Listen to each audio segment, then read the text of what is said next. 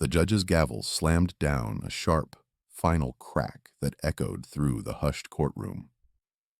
Sarah's breath caught in her throat as the word guilty hung in the air, a heavy, suffocating blanket. Then came the chilling pronouncement, life imprisonment. Her son, Michael, stood motionless, his back to her, his shoulders slumped. Sarah felt a cold dread seep into her bones, but her gaze didn't waver. Her eyes, dry and steady, locked onto the prosecutor, Mr. Thorne, across the aisle. He met her stare, a subtle, almost imperceptible smirk playing on his lips. It was a victory for him, she knew, a notch on his belt. Mr. Thorne, a man whose tailored suits always seemed a shade too dark, approached her row, his movements deliberate. His voice, when he spoke, was low, almost a whisper, dripping with a false sympathy that made Sarah's stomach clench. "Justice served, Mrs. Miller," he murmured, leaning in slightly. "Perhaps you should have raised him better." The words were a venomous dart, aimed directly at her heart. For a fleeting second, a flicker of raw pain crossed Sarah's face, but she quickly suppressed it. Her expression settled into a mask of composure, a silent defiance burning in her eyes. She would not give him the satisfaction of seeing her break. Not now, not ever. Before she could respond, before the weight of his cruel words could truly settle, Michael was being led away. Bailiffs, stoic and efficient, took his arms. He didn't turn around, didn't look back. His absence was immediate, a gaping hole opening in the courtroom, in her life. The full weight of his being gone, of his future stolen, began to press down on her. But Sarah knew, deep in her gut, that this was only the beginning. The true devastation, the real pain, was still waiting. A monster lurking just out of sight. Some seeds, once sown, bear bitter fruit for all. This was a truth she was beginning to understand with a terrifying clarity. Slowly, deliberately, Sarah rose from her seat. Every muscle in her body ached, but her posture remained straight, unyielding. Her gaze, still fixed on Mr. Thorne, held a silent promise, a barely perceptible nod that spoke volumes of a resolve he couldn't possibly comprehend. The courtroom doors swung shut with a soft thud behind Michael, a sound that sealed his fate and, in an unexpected way, ignited a fierce, quiet determination within Sarah. This wasn't over. Not by a long shot. Before we continue with Sarah's story, subscribe to the channel and tell us where you're watching from in the comments. Your support means the world to us as we share these powerful stories. Sarah's world was the kind of place where everyone knew your business, for better or worse. It was a grid of old row houses, brick packed tight against brick, each with a tiny patch of garden out front. In summer, the smell of honeysuckle mixed with barbecue smoke, and kids played stickball in the street until the streetlights came on. Her house, like many others, had a stoop where neighbors gathered on warm evenings, sharing stories and watching the world go by. The community garden down the block wasn't just for growing vegetables. It was a place where people helped each other, swapped recipes, and kept an eye on each other's kids. It was a working-class neighborhood, solid and unpretentious, in the heart of a mid-sized American city. Sarah had grown up there, too. Her parents had instilled in her a strong sense of right and wrong, the value of hard work, and the unwavering belief that family came first. She carried those values close, especially after Michael's father left. Being a single mother meant working extra shifts at the diner, sometimes cleaning houses on the side, just to keep food on the table and a roof over their heads. She never complained.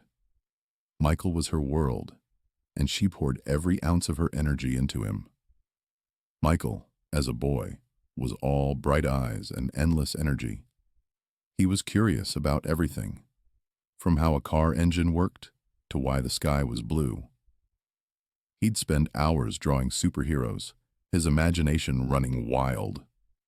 He was a good kid, mostly, quick to laugh, and always ready to help an older neighbor carry groceries. Without a father figure, Sarah tried her best to fill that void, teaching him how to fix things around the house, how to stand up for himself, but also how to be kind. His early years were filled with simple joys: scraped knees from bike rides, the smell of fresh-baked cookies, and the proud look on his face when he brought home a good report card. He dreamed of becoming an astronaut, then a firefighter, then a famous artist. Sarah cherished those dreams, tending to them like the fragile seedlings in her own small garden.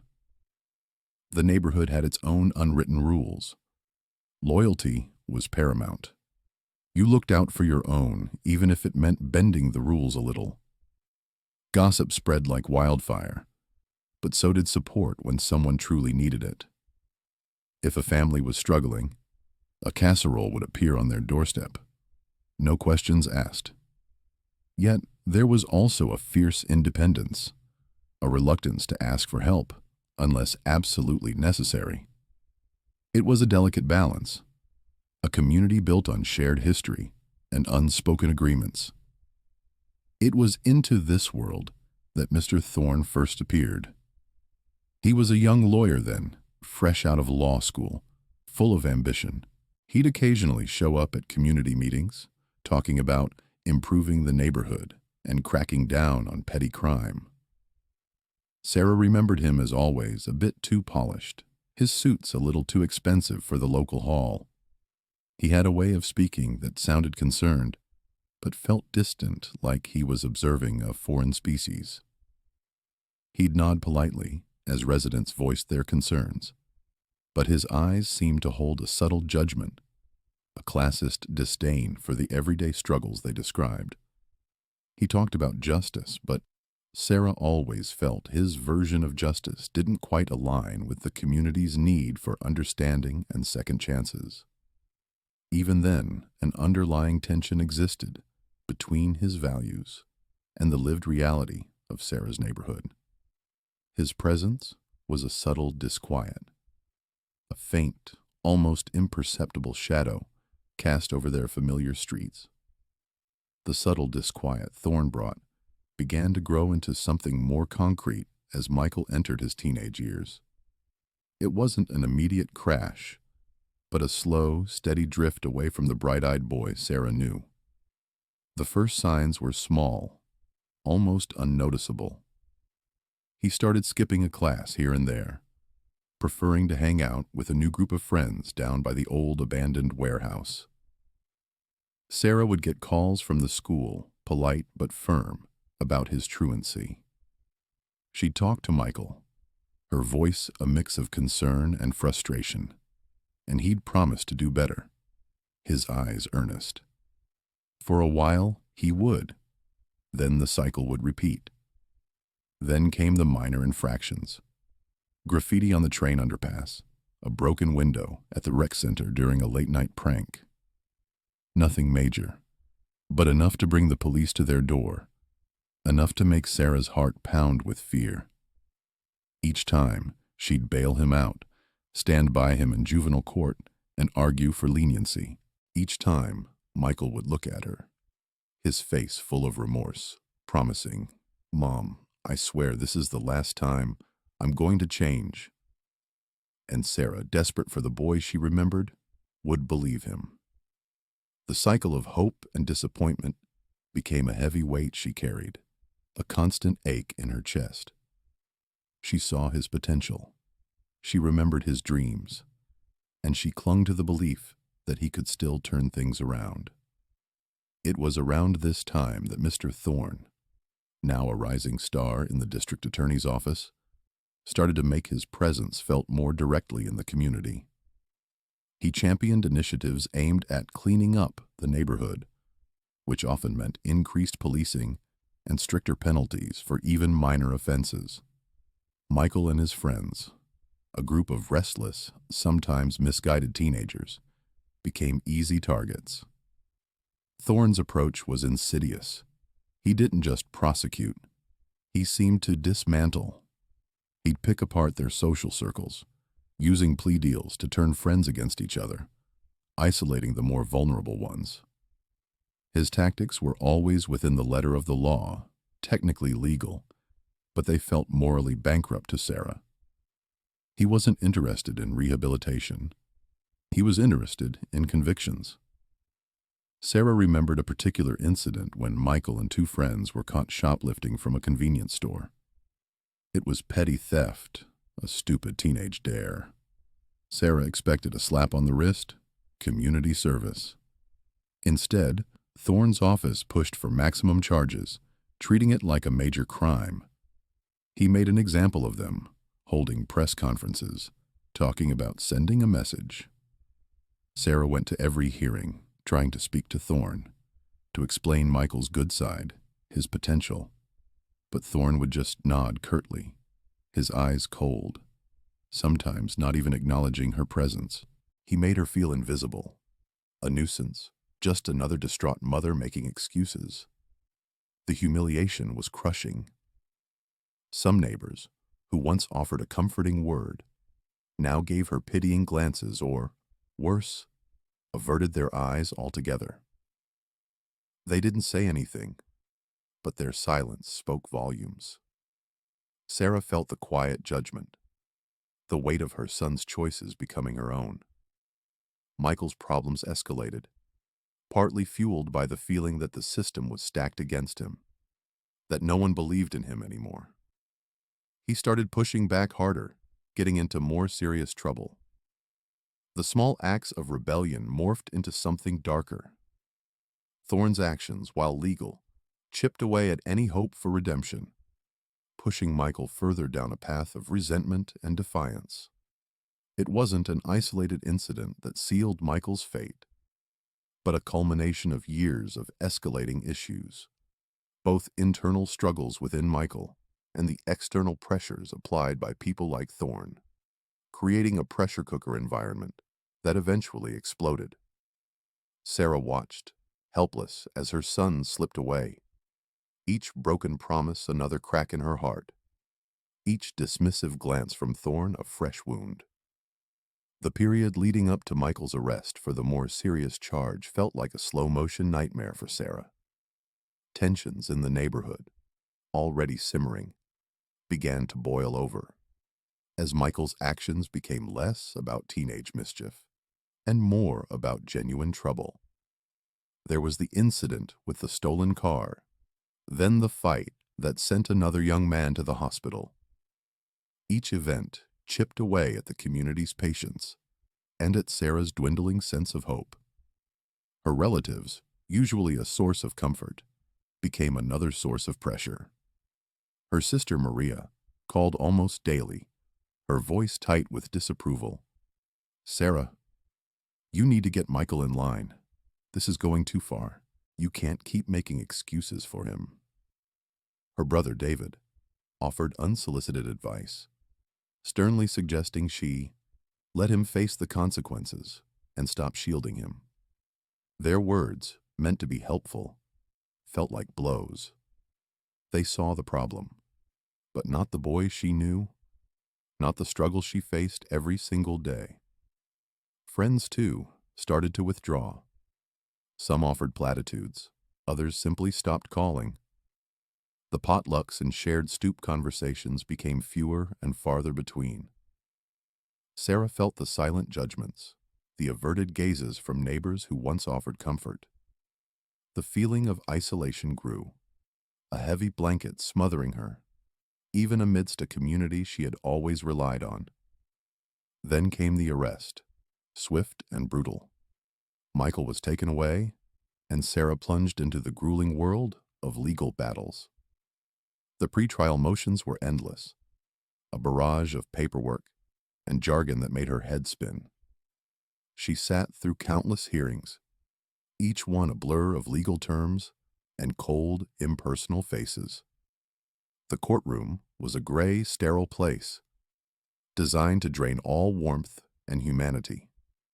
The waiting rooms were no better, echoing with the suppressed anxieties of other families caught in the system. Everything felt designed to crush her, to make her feel small and powerless. Mr. Thorne, now a full-fledged prosecutor, was relentless. He pursued the maximum sentence with an almost personal vendetta, using every legal loophole to his advantage. He painted Michael as a hardened criminal, a menace to society, ignoring the complex circumstances and Michael's own struggles. Sarah tried to speak to Michael's public defender, to explain the nuances of her son's life. But the lawyer, overworked and overwhelmed, just shook his head. "Mrs. Miller, the evidence is strong. Mr. Thorne is very good at what he does." Sarah's nights became a torment. Sleep was a luxury she couldn't afford, her mind replaying every mistake, every warning she'd missed, every argument she'd had with Michael. The constant worry gnawed at her, leaving her physically exhausted. Her once bright home now felt oppressive, the silence after Michael's arrest deafening. She'd sit at the kitchen table, staring at the empty chair where Michael used to eat breakfast. The weight of the world pressing down on her. Her shoulders ached, her head throbbed, and her heart felt like a shriveled thing in her chest. She was on the brink, teetering on the edge of despair, but something deep inside her refused to break. She had to fight, even if she didn't know how, even if she was fighting alone. She was Michael's mother, and that meant something. It had to. She clung to that thought, a tiny flicker of defiance in the encroaching darkness. The trial itself was a blur of legal jargon and emotional swings. Sarah sat in the gallery every day watching Michael, watching the jury, and most intently, watching Mr. Thorne. He moved with a practiced confidence, his voice smooth and persuasive, as he laid out the prosecution's case. Sarah tried to follow every word, to catch every detail, but it was like trying to drink from a fire hose. Then came a moment that cut through the haze. During a cross-examination, Thorne brought up an incident from Michael's middle school years. It was about a small fire in a vacant lot, something Michael and his friends had done out of foolishness, quickly extinguished, and no one was hurt. Sarah remembered how scared Michael had been, how he'd confessed to her, how she'd made him apologize to the property owner and work to clean up the lot. It was a juvenile mistake, a lesson learned. But Thorne, with a flick of his wrist and a carefully chosen phrase, twisted it. He presented a grainy photo of the scorched earth, implying Michael had a long history of destructive behavior, painting the incident as a precursor to his current charges. He talked about arsonist tendencies and escalating disregard for public safety. Sarah felt a cold wave wash over her. It wasn't just a misrepresentation. It was a deliberate manipulation, a lie crafted from a sliver of truth. She saw the jury members nodding, their faces mirroring Thorne's carefully constructed narrative. It wasn't about the facts anymore. It was about the story Thorne wanted to tell, a story designed to condemn Michael completely, to make him look like a monster. She saw the weaving of a narrative designed not to seek justice, but to secure a conviction at any cost. Thorne's closing argument was a masterful, heartless performance. He paced in front of the jury, his voice rising and falling with practiced intensity. He painted Michael as irredeemable, a lost cause who had repeatedly squandered every chance he was given. He used emotionally charged language, talking about the safety of the community, the need for law and order. Then he looked directly at Sarah, his eyes holding hers for a fraction of a second, as he spoke about parental responsibility and failed guidance. He didn't say her name, but the implication was clear. Sarah was to blame. Her perceived failures as a mother were as much on trial as Michael's actions. A surge of cold fury, unlike anything she'd ever felt, transcended her despair. It wasn't just about Michael anymore. It was about the systemic injustice Thorne represented. This wasn't justice. It was a performance, a calculated destruction of a young man's life, and through him, hers. Her quiet composure in part one, the immediate aftermath of the guilty verdict, wasn't just shock. It was a strategic awakening.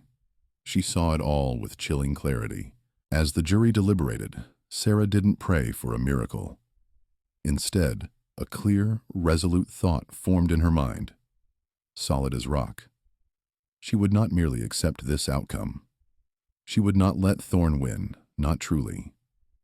She would dedicate her life to exposing this man, to fighting for true justice, not just for Michael, but for others he had wronged, for every family caught in his web. This was her silent vow, etched into her very soul. She would not rest until she saw him brought down. Then, a small detail. A junior lawyer, a young woman with nervous eyes, sat a few rows behind Thorne.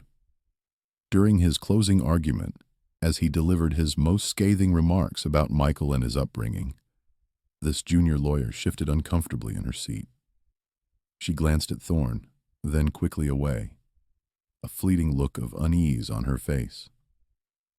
It was barely perceptible, a flicker, but Sarah caught it. This glance, this tiny sign of discomfort, sparked a new, dangerous idea in Sarah's mind. A path, perhaps, where she had seen only dead ends. The gavel fell, sealing Michael's fate, and the courtroom emptied. Sarah walked out into a world that felt both familiar and utterly alien. The community was divided. Some neighbors offered hushed condolences, their eyes filled with pity she didn't want. Others, the ones who had sided with Thorne's narrative, kept their distance, their gazes averted or filled with a quiet judgment. Sarah felt the chill of their silent disapproval, but it no longer broke her. It fueled her. A few days later, a discreet message arrived, slipped under her door. A small folded note with a local coffee shop's name and a time. It was from the junior lawyer, the one who had shown discomfort during Thorne's closing. Sarah went, her heart a drumbeat of anticipation. The young lawyer, whose name was Emily, looked tired. She spoke in low tones, sharing fragments of information about Thorne's past conduct in other cases. Whispers of suppressed evidence, aggressive tactics that bordered on unethical. It wasn't a smoking gun, but it was a crucial thread, a starting point. Emily, visibly nervous, explained she couldn't risk her career, but she believed in justice. Sarah thanked her, a silent promise in her eyes that this information would not be wasted. Michael's imprisonment was harsh. Sarah visited him in the sterile, unforgiving environment of the state penitentiary. She saw the toll the system took on him, the guarded eyes, the way he carried himself, a shadow of the bright boy he once was. Yet, when she told him about her new purpose, about her vow to expose Thorne, a spark rekindled in his eyes. It was faint, but it was there, a glimmer of hope that she was fighting for more than just his freedom. She was fighting for their truth. The physical separation, the bars and walls, were a constant, painful reminder of the consequence of that first verdict. But it solidified Sarah's resolve, rather than breaking her. Sarah started her grassroots movement quietly, working from her small living room. She meticulously documented every piece of information Emily had given her, cross-referencing it with public records, old news articles, and court transcripts. She used her quiet determination, the same strength she had shown in the courtroom, to build a network of support. Slowly, cautiously, she reached out to other families Thorne had prosecuted, families who felt wronged, unheard. she found a retired investigative journalist, a man who had seen too many injustices to ignore another. Together, they began to piece together a pattern. The journalist's initial article was small, a local piece questioning some of Thorne's methods. But it opened the floodgates. Other families came forward, emboldened by Sarah's unwavering resolve. They shared their stories of intimidation, of evidence downplayed, of plea bargains pushed under duress. The junior lawyer, Emily, seeing the growing momentum and finding her courage, eventually came forward more formally, providing documented evidence of Thorne's misconduct within the prosecutor's office. The combined weight of the testimonies and evidence was undeniable. A major investigative piece followed, picked up by national news. A legal review was initiated, scrutinizing Thorne's career. He faced public scrutiny, disbarment proceedings, and the collapse of his carefully constructed career. His moral authority, the facade he had built, crumbled.